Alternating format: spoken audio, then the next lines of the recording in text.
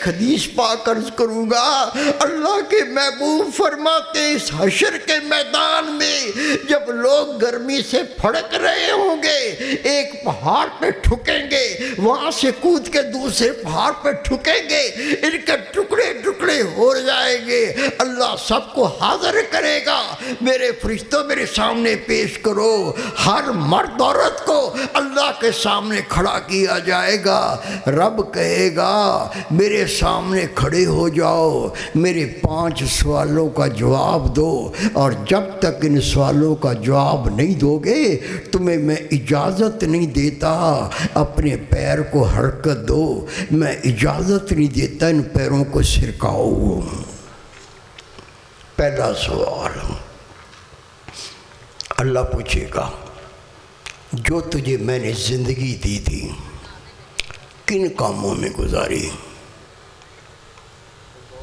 کہہ دینا بے نمازی بن کے گزاری، کہہ دینا نبی پاک کی سنت کو کاٹ کاٹ کے گٹر کے نالے میں ڈالتا رہا، کہہ دینا میں چغلیاں کرتا تھا، غیبتیں کرتا تھا، گالیاں دیتا تھا، فحشائی کرتا تھا، میں کتے کی طرح بھونکتا تھا، اپنی بیوی کی بے عزتی کرتا تھا، محلے والوں کو میں نے جینا حرام کر دیا تھا، کہہ دینا۔ ایک دن کا حساب نہیں دے سکتے، خدا کی قسم ایک پولیس والا ہمارے پیچھے پڑ جائے نا نیند نہیں آتی، میں نے اپنی آنکھوں سے دیکھا ہے، ایک پولیس والے نے ایک بندے کو پکڑ کے اس کا بازو مروڑ کے اس کی چوتڑ پہ کھینچ کے 2 کین مارے، خدا کی قسم کھڑے کھڑے پیشاب نکل گیا، پخانہ نکل گیا، پولیس والا۔ اللہ کے فرشتے پولیس نہیں ہیں، 500 روپے دے کے کہیں گے لے لے یار، کہے گا صاحب السلام علیکم، تماشا نہیں ہے۔ نبی پاک فرماتے ہیں اللہ پہلا سوال کرے گا تجھے کتنی زندگی دی تھی؟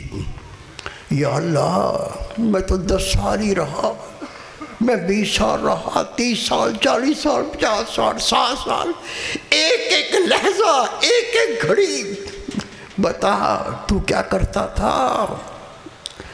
غیروں کی ماں بہن کو شہوت سے دیکھتا تھا، بدکاریاں کرتا تھا، حرام کھاتا تھا، حرام بولتا تھا، خدا کی قسم ہم ان باتوں کا جواب نہیں دے سکتے، ایک پولیس والا پوچھے تو جواب نہیں دے سکتے، اللہ پوچھے گا جواب دیں گے۔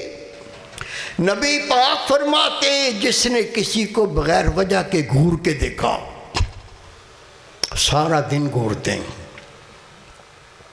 کوئی غریب ہے بیچارے سے غلطی ہوگی، ایسے دیکھیں گے گھور کے تیری روح قبض کروں، مزدور ہے بیچارہ غلطی ہو گئی، ایسا گھوریں گے ابھی تیری جان نکالتا ہوں۔ سن لیں میں چھوٹی چھوٹی غلطیاں بتا رہا ہوں، نبی پاک فرماتے ہیں جس نے کسی وجہ کے بغیر کسی کو گھورا ہوگا روز قیامت اللہ اس کو گھور کے دیکھے گا، جب اللہ گھور کے دیکھے گا کھڑے کھڑے اس کا گوشت پگھلنا شروع ہو جائے گا، سارا جسم پگھل جائے گا، ہڈیاں بچیں گی۔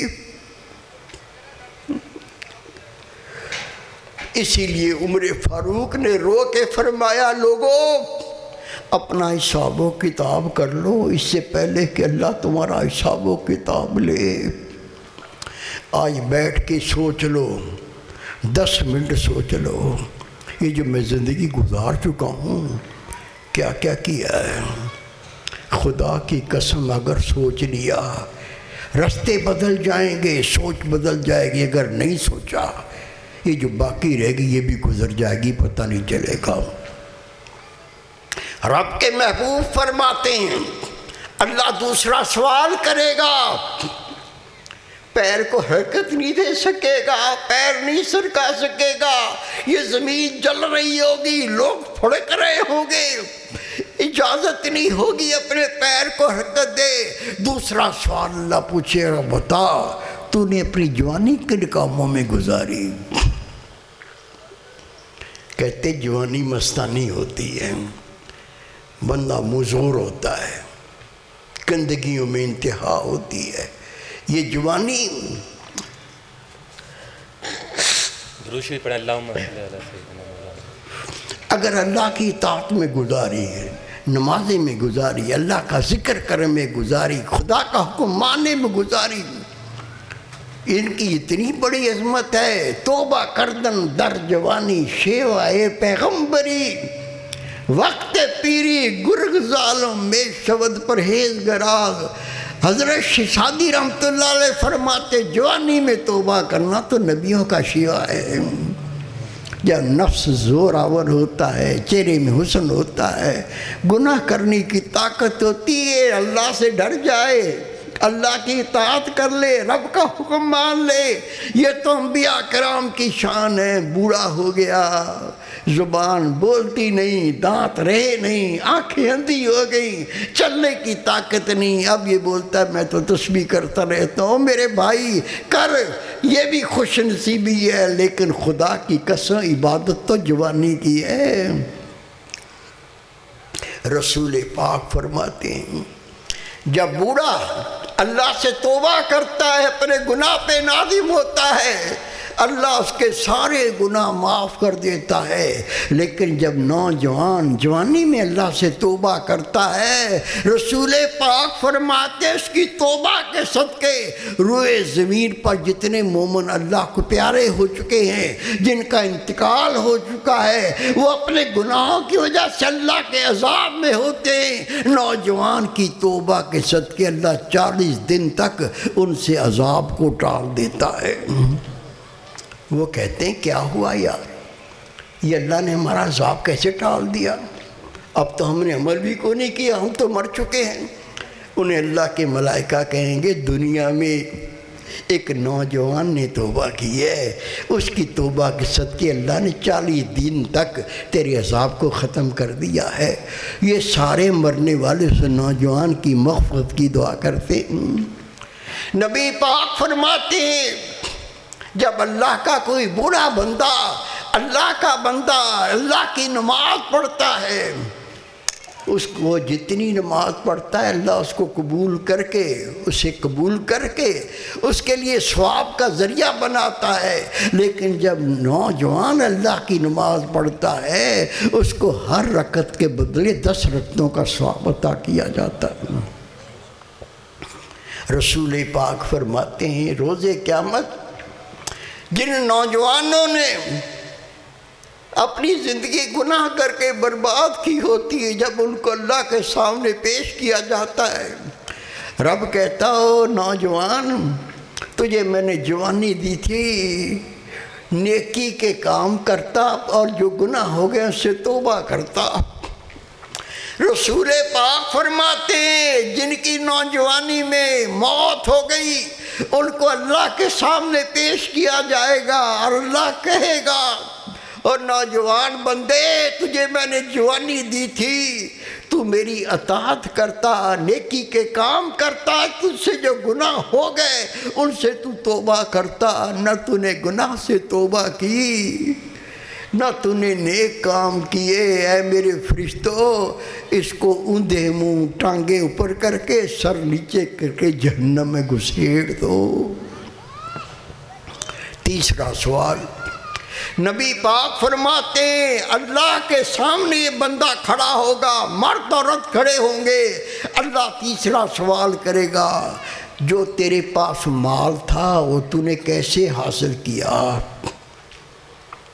مال آنا چاہیے، آنا چاہیے، کیسے آتا ہے بھاڑ میں جائے، مریں گے دیکھ لیں گے۔ ایک لقمہ جس نے حرام کھایا ہوگا، رسول پاک فرماتے ہیں وہ لقمہ اس کے پیٹ میں اور موت آ جائے، اس کو براہ راست جہنم میں دھونس دیا جائے گا، اس کی کوئی نیکی نماز روزے قبول نہیں ہوں گے۔ ایک لقمہ حرام کھانے سے 40 دن تک اللہ اس کی دعا قبول نہیں کرتا۔ رسول پاک فرماتے جس کا جسم حرام سے بنا اس پر صرف جہنم کی آگ کا حق ہے، اس کو کھائے۔ تیسرا سوال، رسول پاک فرماتے اللہ پوچھے گا جو تجھے میں نے مال دیا تھا وہ کہاں خرچ کیا؟ رنڈیاں نے جوائی دی میں نے، یا اللہ میرے بیٹے کی شادی تھی، پھر میں نے کنجریاں بنائی تھیں، کنجریوں سے ڈانس کرائے تھے، وہاں میں نے اتنے لاکھ ایسے پھینک دیے تھے۔ مسلمان کا یہ کام ہے، نبی پاک کے غلام کا یہ کام ہے، یہ خوشی نہیں ہے۔ اللہ کی قسم تو نے اپنی قبر کو آگ سے بھرا، تو نے اپنی آخرت کو خراب کیا۔ حلال کما کے صرف جان نہیں چھوٹتی۔ رسول پاک فرماتے رب پوچھے گا تجھے میں نے مال دیا تھا بتا تو نے کہاں خرچ کیا؟ جب خرچ کرتے ہو تو پہلے سوچ لیا کرو یہ جو میں خرچ کر رہا ہوں اس میں اللہ کی رضا ہے، نبی پاک کی خوشنودی ہے، یہ نیکی ہے، یہ میں گناہ کر رہا ہوں۔ ایسا نہ ہو کہ مال بھی گیا اور اپنی آخرت کو بھی خراب کر دیا۔ رسول پاک فرماتے ہیں اے میرے پیارے صحابہ، حشر کے میدان میں مرد اور عورت کھڑے ہوں گے، ان کے پاؤں کو حرکت دینے کی اجازت نہیں ہوگی، وہ اپنے پیروں کو نہ سرکا سکیں گے۔ ان سے 5واں سوال ہوگا جو میں نے تمہیں علم دیا تھا بتاؤ اس پہ کتنا عمل کیا؟ آپ کہہ دینا یا اللہ میں تو مدرسے میں گیا ہی نہیں تھا، یا اللہ میں نے تو قرآن پاک پڑھا ہی نہیں تھا، کہہ دینا، کہہ دو گے بڑوں بڑوں کی بولتی بند ہو جائے گی، ہم اللہ کو جواب دیں گے یہ کس علم کی بات ہے؟ سن لو، یہ وہ علم ہے جو اللہ ہر بندے کے دل میں ڈالتا ہے۔ یہ علم کافر کو بھی ہوتا ہے، یہ علم یہودی کو بھی ہوتا ہے، یہ علم عیسائی کو بھی ہوتا ہے، یہ علم عورت کو بھی ہوتا ہے، یہ علم مرد کو بھی ہوتا ہے، یہ علم امیر کو بھی ہوتا ہے، غریب کو بھی ہوتا ہے۔ یہ وہ علم ہے جو اللہ نے ہر ایک کے دل میں ڈالا ہے، اس کا اللہ سوال کرے گا۔ سچ بولنا نیکی ہے کہ گناہ ہے؟ پوچھ لو کسی سے، عیسائی ہو، یہودی ہو، مرزئی ہو، کافر ہو، بتائے گا سچ بولنا نیکی ہے۔ گناہ کرنا